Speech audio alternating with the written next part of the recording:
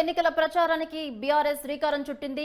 మరి కాసేపట్లో కథనరంగం సభకు గులాబీ బాస్ చేరుకోనున్నారు. కరీంనగర్ సెంటిమెంట్ ను మళ్లీ కేసీఆర్ రిపీట్ చేయబోతున్నట్లయితే తెలుస్తుంది. స్వల్ప అనారోగ్యంతో సభకు మరోపక్క కేటీఆర్ కూడా హాజరు కాలేకపోతున్నట్లు సమాచారం.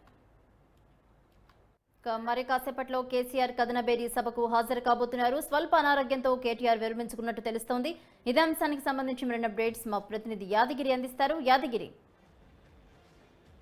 భవాని మరి కాసేపట్లో కరీంనగర్ లో భారీ బహిరంగ సభ జరగబోతోంది. కథనబేరి పేరుతో బీఆర్ఎస్ పార్టీ నిర్వహిస్తున్నటువంటి సభ అనేటువంటి లోక్సభ ఎన్నికల ప్రచారానికి శంకరావంగా చెప్పుకోవచ్చు. అయితే ప్రధానంగా ఏదైతే ఎన్నికలు ఇంకా సమీపిస్తున్న లోక్సభ ఎన్నికలు సమీపిస్తుందో స్థానికంగా ఉన్నటువంటి నాయకులతో పాటు రాష్ట్రంలో ఉన్నటువంటి బీఆర్ఎస్ శ్రేణిలో నూతన ఉత్సాహం నింపేందుకు గాను కేసీఆర్ మాజీ సీఎం కేసీఆర్ ఈ సభ నిర్వహించడం జరుగుతుంది. ఈ సభకు సంబంధించి కరీంనగర్ లోక్సభ స్థానం ఉన్నటువంటి 7 నియోజకవర్గాలకు సంబంధించినటువంటి 7 అసెంబ్లీ నియోజకవర్గాలకు సంబంధించినటువంటి ప్రజలంతా కూడా అదే బీఆర్ఎస్ శ్రేణి అంతా కూడా ఈ సభకు హాజరు కానున్నారు. ఇక్కడ ప్రధానంగా చూసుకుంటే కరీంనగర్ అనేది కేసీఆర్ కి సెంటిమెంట్ గా చెప్పుకోవచ్చు.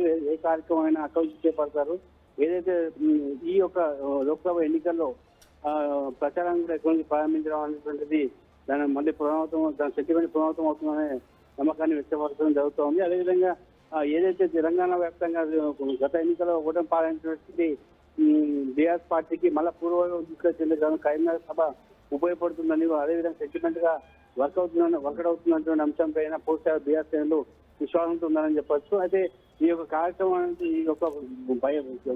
ఈ సభ కార్యక్రమానికి లోకల్ నుంచి కాకుండా రాష్ట్రం నుంచి కొంత ముఖ్యమైన నాయకులు కూడా ఈ సభకు హాజరయ్యే అవకాశం కనిపిస్తున్నాయి. ఇప్పటివరకు ఏదైతే సభా ప్రాంగణానికి చాలా మంది బీఆర్ఎస్ శ్రేణులు అదే బీఆర్ఎస్ కార్యకర్తలు చేరుకోవడం జరిగింది.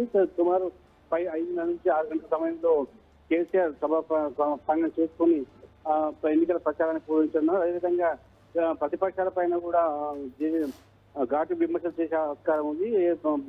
కాంగ్రెస్ ప్రభుత్వం చేసినటువంటి పథకాల పైన పథకాల పైన విమర్శించే అవకాశం ఉంది. అదే బీజేపీ పార్టీ పైన కూడా విమర్శన స్థానం గుర్తించే అవకాశం కనిపిస్తున్నాయి. Bhavani, thank you Yadagiri.